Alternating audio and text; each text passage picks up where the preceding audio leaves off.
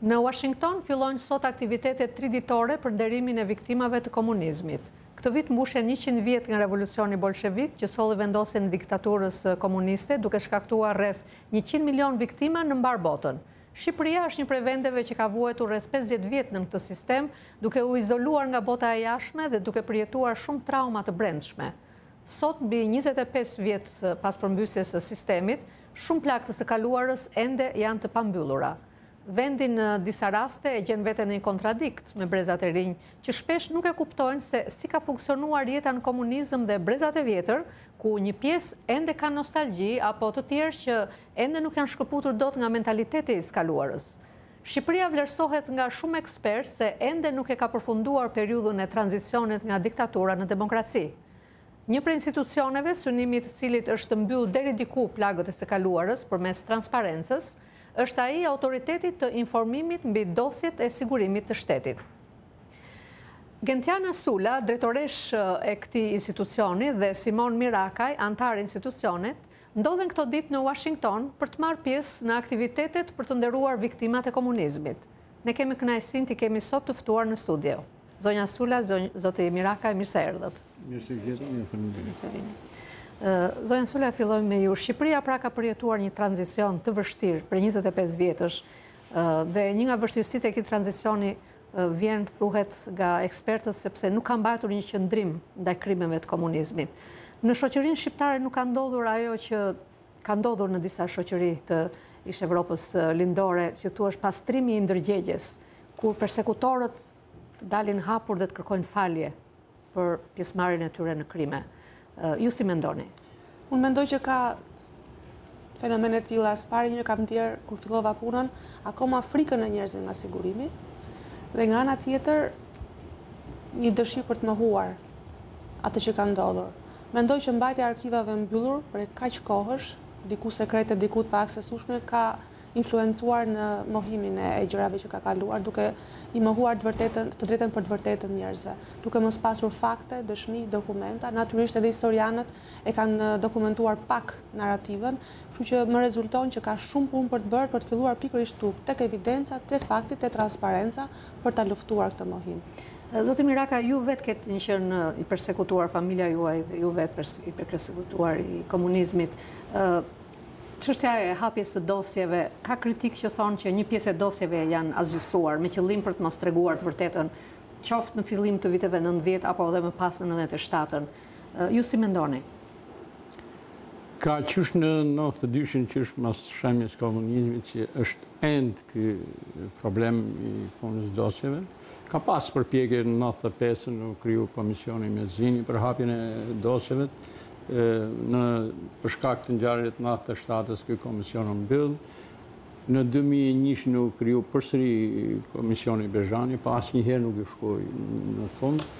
Dhe në 2015 u aprovu nga parlamenti ligji i hapjes dosjeve të dokumentacionit të Sigurimit nga 44 deri në 91, që një zgjedhje transparente, dhe kjo për hir të vërtetës mbani kjo mënyrë e zgjedhjes mbani që edhe unë të jem pjesë e autoritetit të hapjes dosjeve.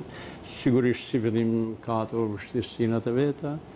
Ajo, siç thatë edhe ju, që të vjen çudi me të vërtetë që tashmë krimet që ka bën komunizmi në Shqipëri dihen, edhe askush nuk ka marrë kurajon me dalë me kërku të falën, por para nga 2 vjeç një që ka qenë pjesë e luftës dytë botërore në Gjermani edhe kërkoi për gjyshin e vet, kërkoi të falën në borxh për ngjarjen e Borovës. Po, ç'bëhet me dosjet? A janë ato janë përgjysmuar, janë Jo, nuk janë përgjysmu. Ka dosje, ka edhe dosje, kanë ardhur disa, për shembull disa të burgosur që kanë kërkuar dosjen e tyre. Një ndër ata jam edhe unë që nuk e kam gjetë dosjen time. Edhe pse jam i bindur që jesh 44 vjet ke qenë i survejuar në çdo hap nga Sigurimi i Shtetit. Kanë ardhur zoti Kola, Nasufi, Gentiana Nasufi, ish burgosur politik, që nuk kanë gjetë dosjen e tyre. Pra ekziston ky fenomen që nuk janë të gjitha dosjet. Ekziston, megjithatë ne jemi ende në ato hapat e para nuk kemi bërë atë verifikimin Është bërë një bilanc.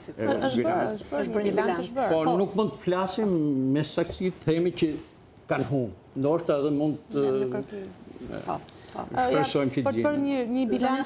Si po shkon ky procesi hapjes së dosjeve, përveç njerëzve vetë që kanë dosjet sigurimit dhe vinë për të mësuar të vërtetën çka ndodhur me të shkuar në tyre, a ka dhe historian tek njerëz të tjerë që mund të vinë dhe të kërkojnë të lexojnë dosjet? S'pari njerë po e marr aty ku e la Simoni, nëse kemi bërë një bilanc të arkivave, deri më sot kemi bërë një bilanc, natyrisht, deri tani kemi identifikuar 32 milion faqe materiale që janë në arkivën e Shikut, të cilat i kemi marrë në dorëzim, fondin e Ministrisë Punëve të Brendshme, të cilën e kemi vulosur dhe po e marrim në dorëzim mbas rregullave të shtetit, një pjesë është në arkivën qendrore dhe kemi dhe sinjale që në institucione të tjera, qoftë në ushtri, qoftë në Ministri të Jashtme, qoftë në gjykata, në arkiva rrethesh, ka fond arkivor.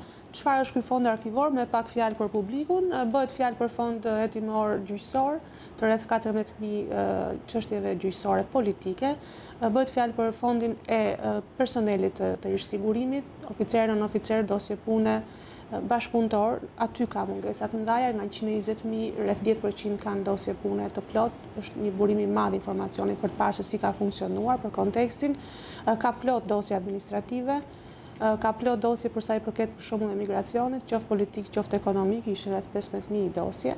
Pra bëhet fjalë për një volum shumë të madh materiale. Dhe është në fazat e para, pra. Është në fazat e para. Natyrisht që kërkohen kushtet përshtatshme për ta mbledhur në një arkiv të vetëm dhe për këtë po punojmë edhe po ndërtojmë partneritet me qeverinë e cila duhet na financojë, po dhe me donatorë tjerë që ta plotësojmë kuadrin material të themi të mjetit. Si viti i parë objektivi që grumbullimi materialeve marrja në dorëzim, viti 2 do jetë një përpunim më i saktë dhe një punë edhe më shkencore për ta riorganizuar ashtu siç duhet dhe për të krijuar kushte sa më të mira për studiuesit. Deri më sot kemi bërë rreth 300 kërkesa individuale, bëhet fjalë për 10 mijëra faqe të deklasifikuara, të anonimizuara, të shërbyer ndaj publikut. Kemi bërë rreth 900 verifikime të kandidatëve për nivelet larta të shtetit, në detyrat larta, përfshirë këtu komplet organet e reja drejtësisë, por natyrisht ka akoma shumë për të bërë dhe përsa i përket pyetjes suaj për studiuesit, ka jo vetëm studiuesi individual, por edhe institucionet të kërkimit shkencor, siç është Instituti i Studimit të Krimeve, me cilën kemi lidhë marrëveshje, Instituti i Historisë, që po lidhi marrëveshje, Fakulteti i Historisë. Pra kemi zgjeruar rrethin e bashkëpunëtorëve për t'i dhënë një shërbim sa më të mirë pikërisht asaj rishqyrtimit të historisë dhe edukimit historinë ashtu siç ka qenë apo. Ka plot vërtetat varrosura, e kam thënë, qoftë në plan individual njerëzit po gjejnë kontekstin në cilën janë zhvilluar ngjarjet familjare dhe do t'i ndihmoj që t'japim përgjigje shumë pseve, po natyrisht edhe në rangun historik dhe kombëtar dhe shoqëror ka plot ngjarje që ka pra plot përgjigje për shumë pyetje që akoma ende në kokën e njerëzve. Burimet financiare për të zhvilluar gjithë këto që keni në objektiv të bëni, i keni? Nuk janë të plota, natyrisht është institucion i ri, sa më shumë të mbështetemi, aq më shpejt do bëhemi gati. Megjithatë me ato mjete financiare po mundohemi të vëmë funksionim atë që mundemi.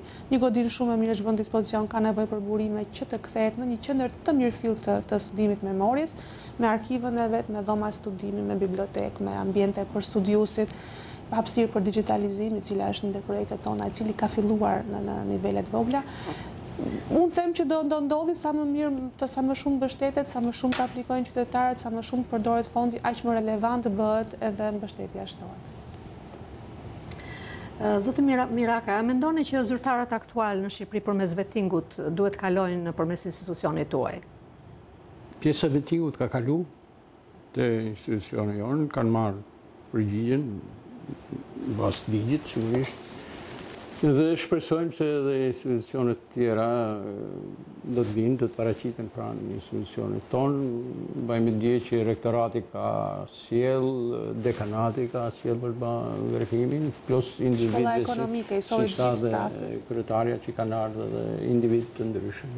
Kanë ardhur dhe deputet me iniciativën e vetë, sepse ligji nuk është detyrues, nuk është imponues.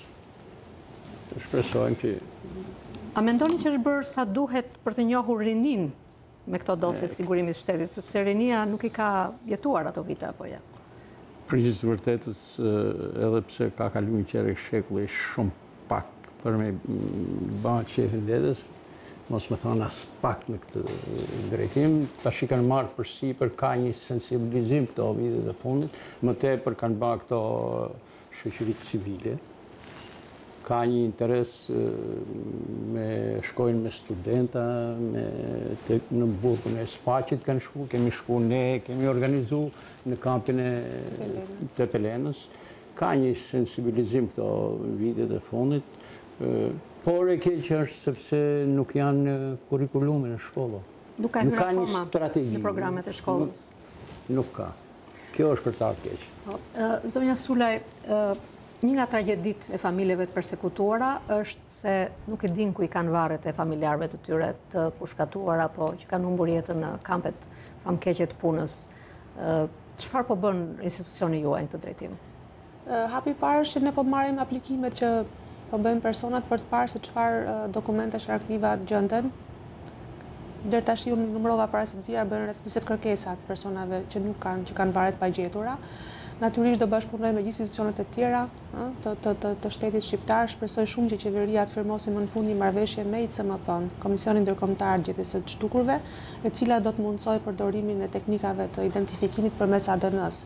Po në kuptimin e mandatit tonë, përveç gërmimit parjes se çfarë materialesh arkivore ka për të parë ndoshta vendvarimin, për të identifikuar ku janë vendet e ekzekutimeve, vendvarimet të vendeve të ndryshme, duke verifikuar përmes dosjeve të institucioneve të vuajtjes, dënimit, burgjeve, kampeve, do ta bëjmë. Për shembull, ditën e kujtesës së personave të zhdukur me 30 gusht, që ne e përkujtuam në kampin e Tepelenës, morëm evidencë dhe dëshmi gojore të vuajtur, të mbijetuarve të kampit, cilët ta treguan për vendvarimet që janë aty në Tepelenës. E pafalshme që prokuroria e zonës të mos fillojë të hapi dosjet dhe të fillojë të dokumentojë të paktën dëshmitë gojore që jepen për të filluar gërmimi dhe gjetja e personave. Keqja e kësaj është se nuk ka një ligj, sepse ekzistojnë njerëz që kanë marrë pjesë në ekzekutimin e këtyre njerëzve dhe nuk ka një vullnet. Koshienca nuk i vret, por nuk ka një ligj që të imponojnë që të dalin para drejtësisë. Kështu që është e vështirë që të gjenden. Shumë e vështirë. Pavarësisht dëshirës. Faleminderit. Zoti Mirakaj, ju faleminderit dhe ju uroj sukses në këtë punë fisnike.